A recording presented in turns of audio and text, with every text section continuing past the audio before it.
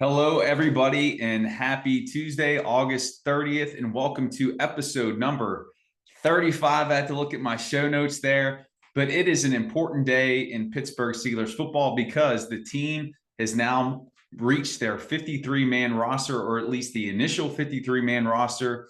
And Jim Wexell and I are here to cover that for you. Jim, how are you doing today? Great, Jeremy. That final cutdown day means September is right around the corner. How many more days now? Two? Oh, I can't wait. I'm sitting here. I have a sunnier outlook today. I can tell that it's very bright where you're podcasting from. Right. I'm podcasting from the same room that was dark that Jerry Olszewski once said I was in my cave. It looked like I'm under the stairs, but now I'm parked by the back porch, and it's sunny, but it's still hot. It's still August, brother. Yeah. We're almost there. We're almost there. We're ready for that fall weather. And what better way to start talking about fall weather than the cuts that took place today with the Pittsburgh Steelers? And we'll attack this in a unique way today, Jim. Let's talk about really those surprises of the players who were cut and maybe the surprises of the players who made the team. And we'll we'll start from there. Which players that got the axe really caught you off guard? That's my surprise, is that I'm not surprised. I thought the roster was a little deeper. I don't know why, because I looked this over. There's really no surprises. I don't know that I had JC Hassenauer, but that's not a big surprise, of course. I did not have Steven Sims, but Calvin Austin will be going on IR, so yeah, Steven Sims. And boy, that's a minor surprises. I don't know. What do you got? I mean, there were a lot of guys that I was, I guess not surprised, like super surprised, but mildly surprised. And I actually made a list of my guys that I was surprised that were cut or just that were notable. And then the guys who I thought it was notable that they made the roster. But I'll just kind of start and go through here. Justin Lane was the big surprise for me, that he was cut over James Pierre, just in terms of athleticism. I know Lane hasn't lived up to his potential when he was drafted early a few years ago, but the fact that they're keeping James Pierre over him really just caught me off guard a little bit. Well, they brought James Pierre in ahead of him pretty consistently throughout preseason. Mm-hmm. And Justin Lane was playing pretty late in the preseason games. And the interception wasn't all that. I mean, it was overthrown right into his gut, and good for him. And he could be a guy coming back for Casey. I don't think so, but also a tip I had was that he was done, and I'm not surprised at all. But last week, I don't know if you saw my column. I wrote that Marcus Allen needs to be cut because he's playing music during interview time, and that's breaking tradition. And I thought he had to be cut because nobody was stepping forward to stop the music. And somebody did. I had heard Mike Tomlin came in and chewed him out on Friday. I was not there Friday. And someone said, you know who else he chewed out? Justin Lane for tracking in dirt. Oh, man. I said, he's getting his last licks in before he cuts these guys. Wow. So that was a tip I had. Okay. Mike Tomlin chewed those two out. So Marcus Allen, he was cut too, wasn't he? He was cut too. He was on the list too, because I know everybody was saying, oh, well, he's got the experience. He's a special teamer. He'll probably make the roster. But yeah, he got the kibosh as well. Him and his speakers, they could take them, go, and Justin Lane tracking in dirt, gone. See, you don't go in the locker room and get these inside tips. Hey, you're the insider, Jim. Some other guys I had here want to talk about the running back position.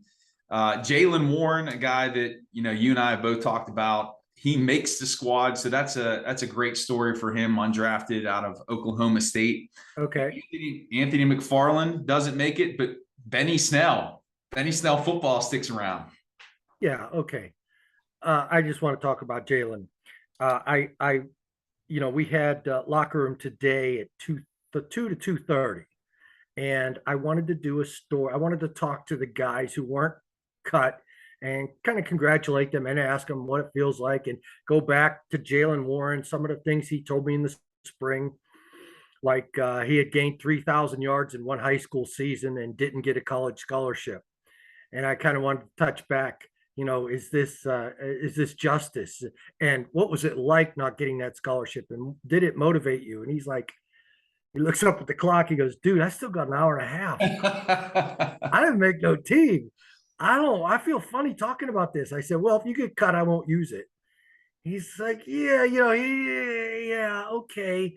Well, yeah, I've been driven by that for a while, but I had a good offensive line, and they all got scholarships. I said, what did Willie Parker tell you? Willie Parker's his cousin. What did he tell you in the spring that worked for you? He gets, oh man. You look back at the clock; it's like an hour and 29 minutes now. I got a meeting, man. He's a good kid, and here I am trying to jinx him. And on his way to the meeting, he slapped hands with Anthony McFarland, who apparently had just gotten the news. And because he didn't really shake the hand as joyously as Jalen did going up to the meeting. Jalen didn't know. And Anthony was sitting slumped at his locker. Over in the other room, Justin Lane was slumped. So, of course, I don't think any of us are surprised Jalen Warren made the team. He's the best running back they have. The best running back in the preseason anyway. The best running back who didn't have a Liz Frank injury. The best running back who didn't talk back to me. Mark Robinson, though, man, he talked. He was cool. Yeah. I think he knew he made the team. And so he was cool. But Jalen, I really liked his approach. He wasn't mean or condescending to me. He's just, I don't think I should be talking about this stuff yet. So bravo for Jalen. Anthony McFarland, what are you gonna do? Yeah. I mean, he's another candidate to come back when they put Austin on IR. Just to explain, they've got the injured guys that they want to come back during the season. They have to keep on their final 53, and then tomorrow put them on IR. Okay. And so you're looking at Calvin Austin and DeMonte Casey. Minor injuries will be able to come back. And so they make the team, put them on IR tomorrow, and call two back. And perhaps they are McFarland and Lane, or anybody, or the waiver wire. It could be anybody. So how do you see the shape? And I know it's early and we still have time before the first regular season contest, but do you think that Warren's going to get more snaps as the runner behind Harris, or is it going to be Snell that's getting the majority of backup carries? I'd like to see Warren get more carries than Harris, but I don't think anybody agrees with me on that. But yeah, I think Warren's number two. Okay. Awesome. As long as he can play special teams, and I think he can. Yeah.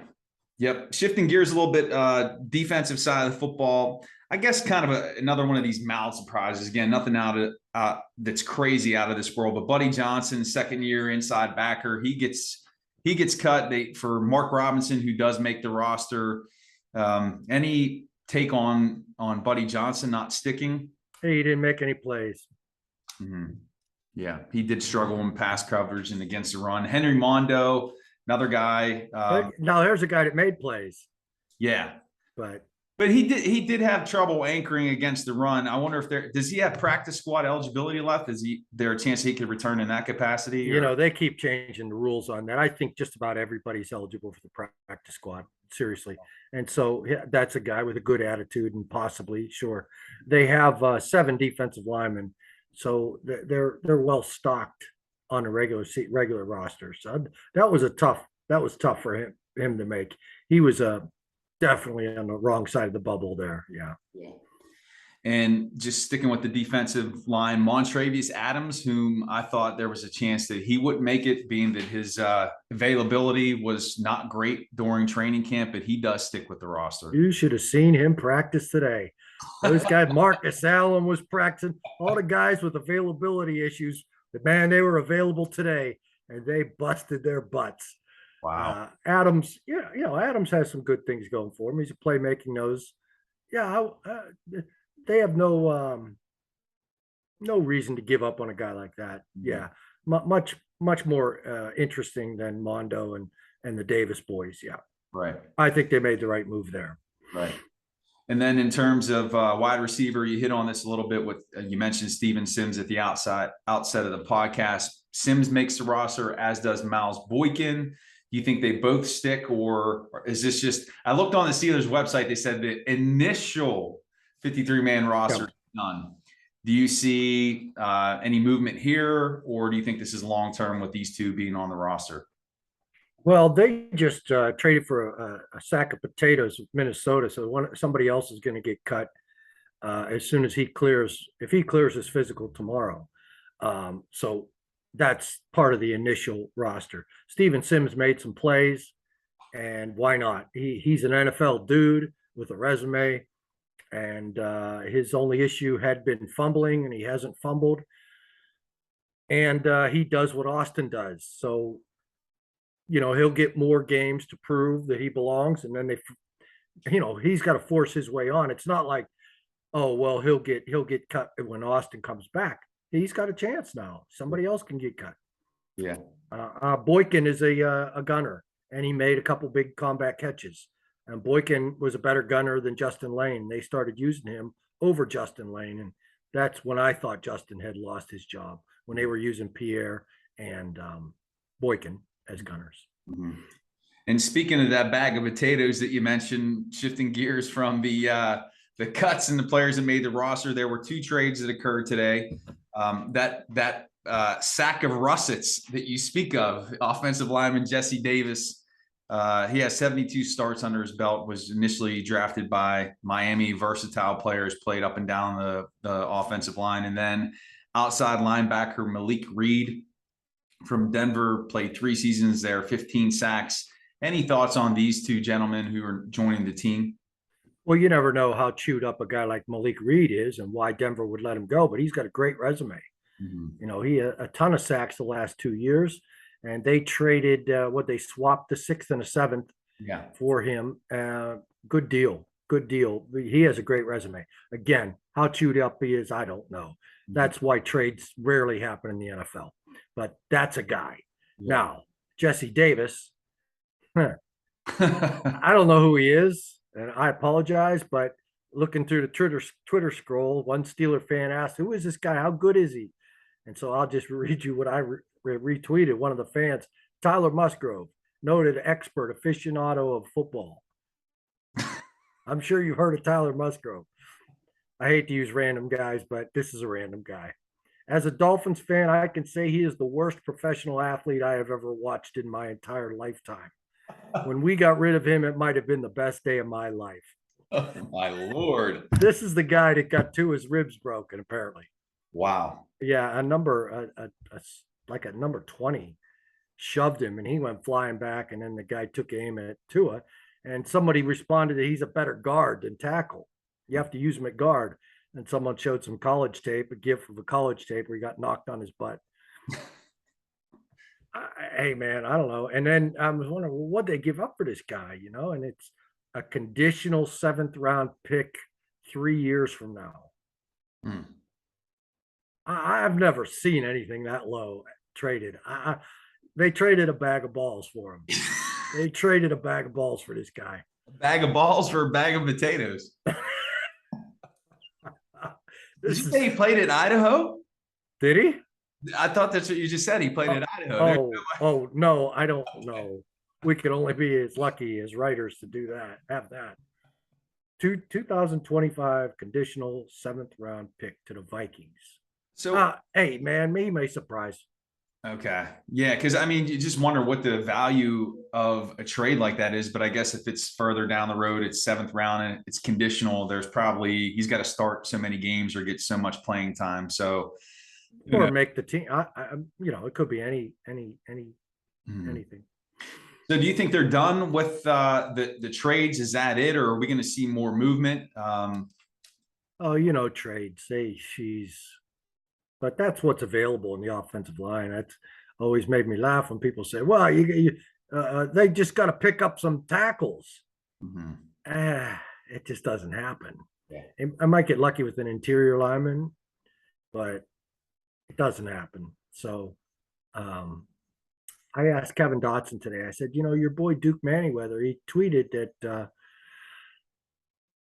be patient with the Steelers offensive line because you need an offensive line coach to stick around. And they've had 3 in 3 years, and Dotson said that's true, and he didn't want to make an excuse in front of all those cameras, but he said just give me one for more than 1 year.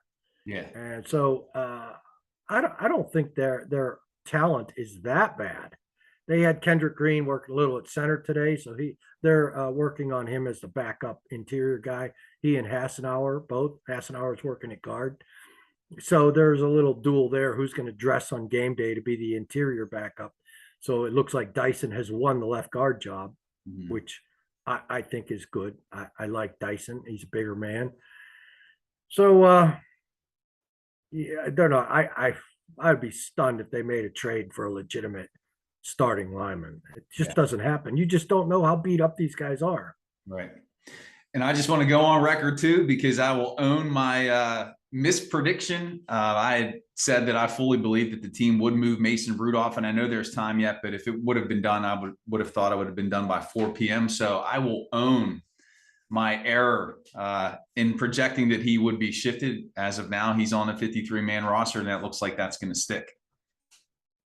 Yeah. I mean, it was just a prediction. Yeah. I mean, a lot of people thought he would be traded, and people were reporting in June that the Steelers were on the phone talking trade at this moment, likely to be a 5th rounder. And they threw the word likely in, and they were just guessing. A lot of people were guessing. Yep. I thought he was the favorite to start, but he wasn't. Yeah. I don't want to say he wasn't given a chance. I thought he was given a chance. I thought the day that the first 2-minute drill, when he threw that pass away with no time left, it was the last chance he had. I thought it conjured up old Mason thoughts. You're into your 5th year. Maybe he's going to process faster. And it looked like he had been. He had a great first week. And that first 2-minute drill, it brought back all the Mason memories that he has not increased the rapidity of his processing. And he looked like old Mason, but I don't know. I'm not writing him off, but I think that's the day he might have lost reps with the first team and really his chance that they reportedly were going to give him. And he never got it. But you get your chance until they decide you're not going to. And I thought he was in their mind going to get a chance. Yeah. Even though it looked like from the start that they wanted Mitch, and Mitch fits this offense better with his mobility and this offensive line. Yeah. So, yeah. So we can all own our stuff. Yes. Yes. Well, who's keeping track? Yeah. If you wouldn't have mentioned it, I would have forgot. I don't know that. I'm just trying to be accountable. That's all. Trying to be accountable. So, any final thoughts here as we wrap up the 53? Looking over, I'm happy for Robinson. Yeah. I'm happy for Jalen. I like, and Gunner. I don't think Gunner was a question mark. He was back in April when everybody was calling him Ryan Switzer 2. But I didn't get to talk to him today. I just hope Casey doesn't take too long to mend. I liked what they had going with the 3 safeties. They keep saying we'll look at someone else, but it wasn't working with someone else. They've had Killebrew, they've had Mollett, they've had Norwood. None of them brought what Casey brought as a free safety who could tackle like a strong safety, could give you that versatility to allow Minka. We asked Terrell Austin today, was that 3 safety look? Was that to free up Minka? Oh no. And then he said, Minka really does look good when he's free though. So he took both sides of that answer. And of course, Terrell Edmonds really looks good down in the box. Yeah. So back to the drawing board with the defense a little bit, but other than that, no, I don't have any comments. I made my Jesse Davis comment. Well, I just want to take one moment of pause here, Jim, and it's a sad day, and I can't believe I didn't mention this at the outset, but the general, he's gone. He's cut. What are we gonna do? We need some new. Are you sure? Yeah, yeah. Oh, I missed that. Now that would surprise me. That surprises me. Let me double check that real fast, but I saw that today. He's an NFL dude. I don't know if you're aware of that. Let's see. Yeah, he's cut. Yeah. Okay. Yeah. Well, you need 4 tackles. How many do they have? They cut Trent Scott. Cut Trent Scott. So they have Chaz Green and the 2 starters. Hey, maybe Jesse Davis is going to be that guy. Did they cut Haig after the Jesse Davis trade? I think that was right before. Well, because I like Haig. I kind of liked him. That's my surprise. Thankfully, I have a surprise now. Yeah. Yeah. So to answer your question, I like the general, especially that was my nickname too. That was yeah. That's like cutting fast Willie Parker. I told you that was my nickname, right? Yes. Yeah. I remember. As was I tell everybody. You got to get something credit in this world. Anyway, we're dragging along. Are we 20 minutes yet? Yeah, we hit 20 minits. We hit 20 minutes. I don't know if we have anything else. It looks like Trubisky was the number 1 today, so he's going to start the opener. I don't know if we even need to ask. Tomlin came over. We were on the sideline. He said, which one of you poor bastards is going to ask me about the quarterback depth chart today? Which one of you drew the short straw? And we looked at each other and we said, well, Pursuta. And Mike never got the chance. We used him because he was in the other room and couldn't hear. Mm.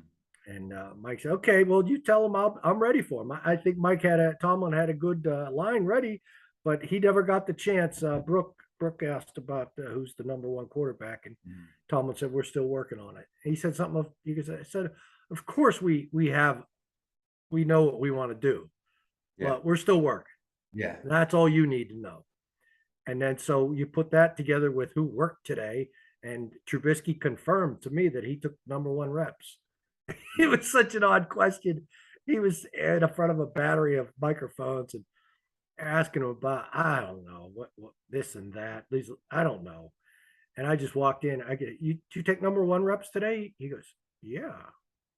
He doesn't realize how we have to do things. I could not have told you this on the podcast unless it was confirmed in the locker room by the player. So, that's absurd. But that's how it is. Yeah. You can't. Otherwise, people will be reporting what they did, what plays they're working on. Can't have that. Then we're banned from practice. So this is workable. But Trubisky doesn't understand how it works yet. He's starting to. He's a nice guy. He's a nice guy. You got a little taste of it today. Yeah. Well, Jim, we're getting closer to that first game in Cincinnati, and we'll probably be back, viewers, with a preview, probably a season kickoff, maybe next week sometime before we get to that opener September 11th in Cincinnati. But that's going to do it for episode 55. Oh my gosh. Geez, 35 on the 53-man roster cut down day. It's been great you joining us with us here today. Please be sure to subscribe, give us a like, share with your family and friends. You can check out Jim's work at the Still City Insider, and also give him a follow on Twitter at Jim Wexell. You can check out my work at thestillstudy.com. Give me a follow at Still Study, and we will see you back here next time for episode number 36 of the Still City Insider. Thanks, everybody.